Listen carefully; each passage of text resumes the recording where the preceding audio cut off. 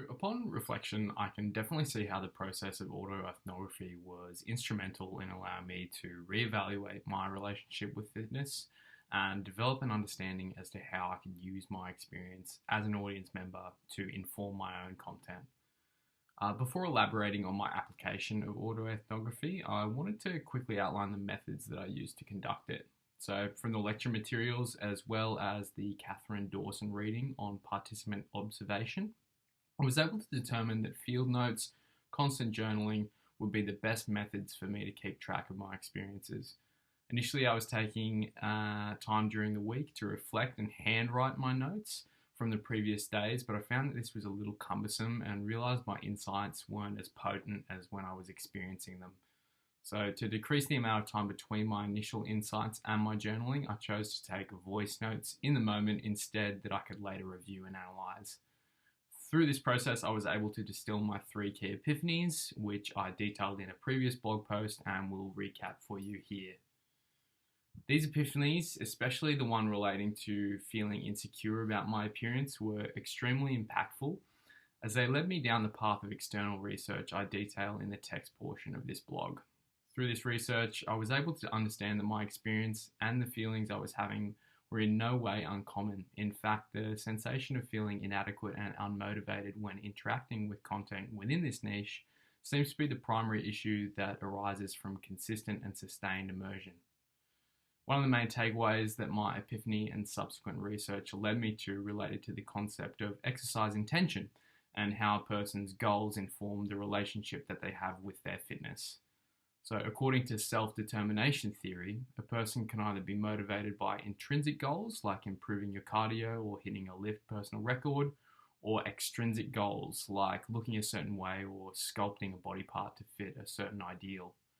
Upon understanding this theory and reflecting on my own goals, I came to realize that I had been unconsciously pursuing fitness objectives that were extrinsically motivated. This realization acted as a kind of epiphany built upon an epiphany, as I was able to put a framework behind my previous realization and gain an understanding as to why my experiences occurred in the fashion that they did.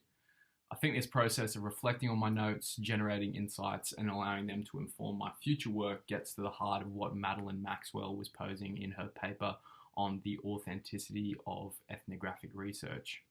In this work, Maxwell argues that by reducing field notes into their key insights, ethnographers like myself can discover what their study is really about through the process of internally driven discovery.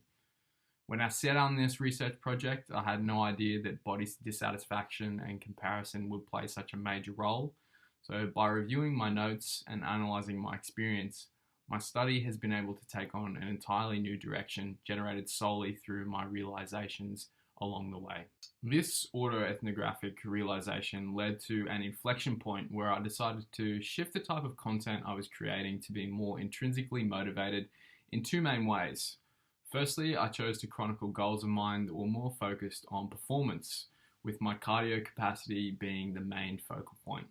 This differed greatly from my initial content, which was very much focused on exercises designed for body sculpting and exercise metrics based around caloric intake.